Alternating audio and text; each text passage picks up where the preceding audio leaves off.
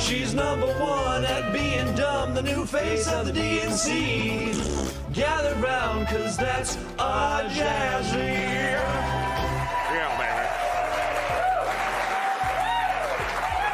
Jasmine Crockett's got another hot take. No blacks and whites on a wedding cake.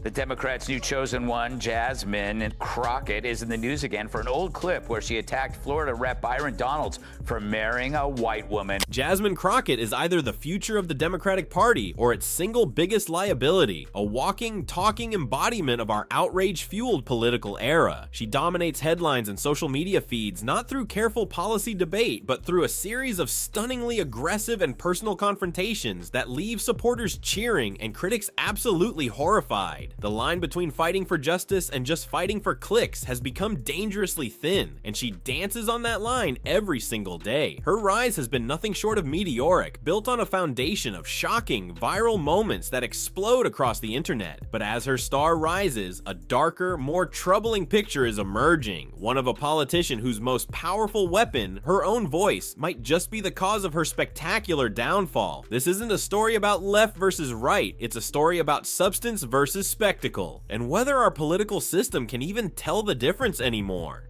Or literally, it's because you married a white woman and so you think that that whitewashed you. That's not very woke, is it? Of course, Crockett isn't the only Democrat who's opposed to interracial marriage, or else more Democrats would have voted for this one.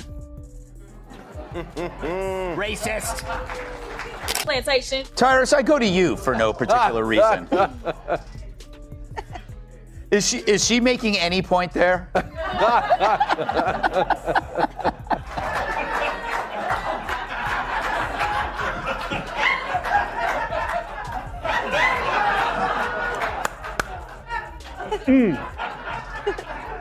Like this makes me wish my mom made different father choices. Because we all get sucked into this. Like, this is, if you're gonna talk about black history, at least know it.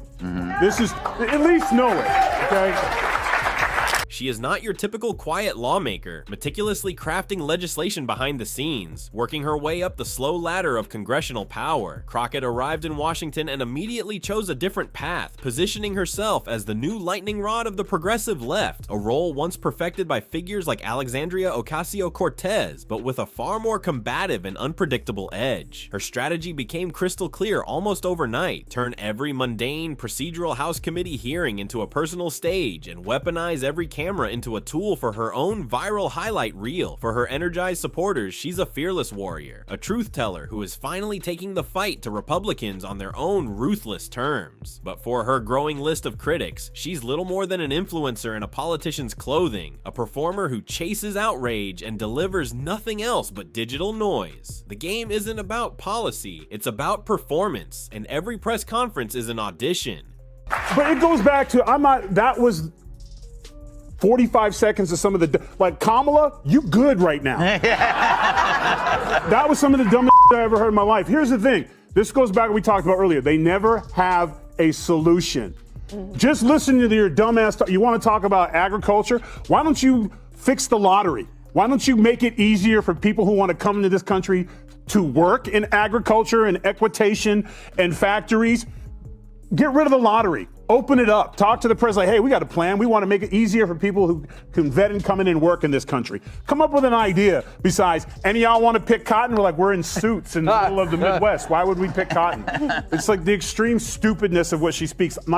I'm so angry right now. And the first major crack in her public image, the first sign that her methods were alarmingly personal, appeared when an old clip resurfaced that left jaws on the floor. The footage showed Crockett taking aim at a fellow black lawmaker, Republican Byron Donalds, but not for his policies or his voting record. Instead, she launched a stunningly personal attack on his family and his identity. She openly mocked his interracial marriage, insidiously suggesting that because he has a white wife, he was somehow disconnected from his own community community and his own blackness. She flat out said on camera that he probably thinks his marriage has whitewashed him. The comment was seen as a shocking and deeply personal attack that crossed a major line, even by today's brutal political standards. It wasn't a critique of his ideology, it was an attempt to invalidate his very identity. This moment established an early and deeply disturbing pattern of using divisive, racially charged rhetoric to not just score political points, but to wound and delegitimize an opponent on a personal level. She's so rotten, she wants migrants picking cotton. We present to you Democratic Congresswoman Jasmine Crockett, who made this shocking argument why America needs immigrants. Roll it, Alfred. So I had to go around the country and educate people about what immigrants do for this country, or the fact that we are a country of immigrants. Right. The fact is, ain't none of y'all trying to go and farm right now. Okay, so I'm lying. Raise your hands. When the wheels fall off. You're not. We done picking cotton. We are. You can't pay us enough to find a plantation. But that was just a preview, an opening act for the firestorms that were to come. During a House committee hearing on agriculture and the American labor force, a topic that is usually dry and procedural, Crockett delivered a line that went instantly viral for all the wrong reasons. While trying to make a point about immigration and the jobs she claimed Americans are unwilling to do, she looked at her colleagues and declared with theatrical flair, "We done picking cotton." The comment exploded online, sparking a firestorm of controversy and bewilderment. Critics from all sides called it a bizarre and deeply offensive trivialization of one of the most horrific chapters in American history, all to make a clumsy and incoherent political argument. It was a perfect example of her high-risk, high-reward strategy backfiring spectacularly. The attempt at a powerful, headline-grabbing soundbite fell completely flat, leaving many people, including her own allies, wondering what on earth she was even trying to say. It was a moment of pure performance that lacked any logical or emotional anchor. Kilmeade, she's getting to be the face of that party. I know, thanks to your show. Yeah. I don't know what's more popular, this or The View on Gutfeld. But a couple of things. Did you see, at first I thought she was doing it for comedic purposes, but you watch back, nobody had a response. They didn't know what the hell she was talking about. And she's like, oh, really? Farming? Yes, it's called eating, farming. America's got the best farmers in the world. There's glory in doing it. People do it, and the people don't do it by hand anymore. This isn't 1820.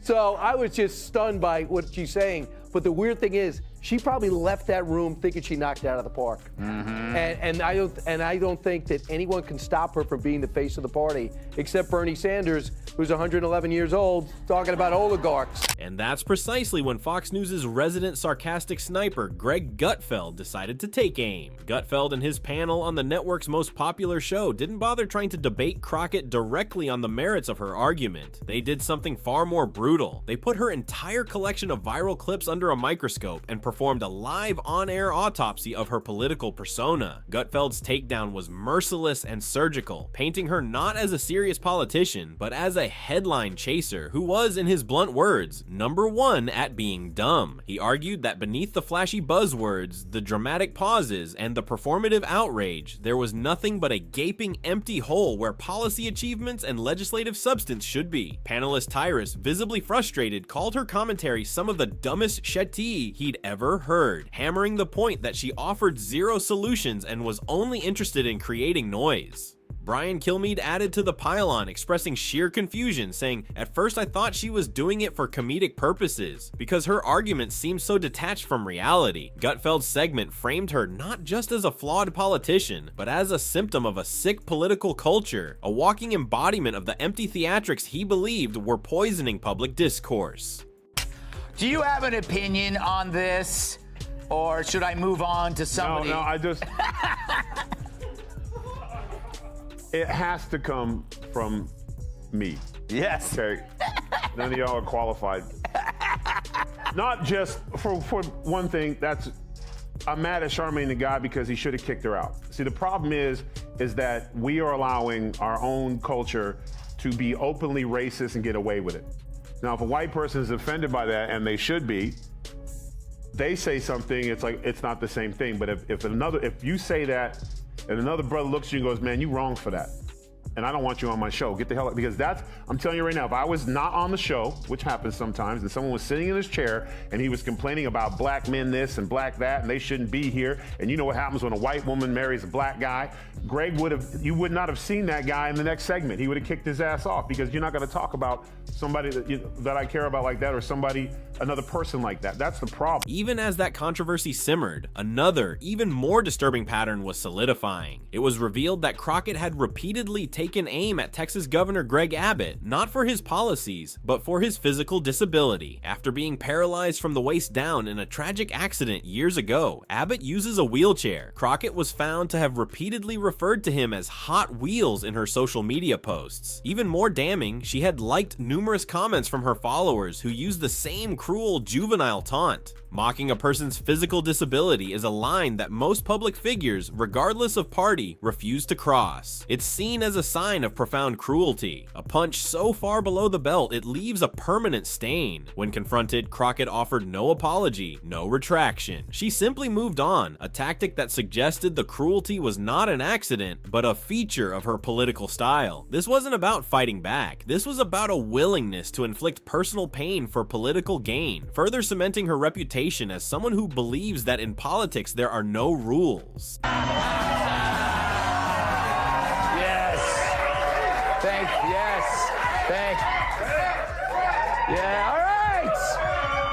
right, stop it! Although I must say you have great taste. Happy Wednesday, everyone. Oh, man. Okay. Jesse, they call Musk a Nazi, and next thing you know, you got swastikas on cars. They called Trump Hitler and a Nazi and a fascist, and he got shot. So I don't really ever see that happening on the Republican side when we make fun of Democrats. It's also about the supporters. It's not just the leaders. It seems like Democrats are easily programmed to do bad things. Yes, they are. They're very easily programmed, Greg.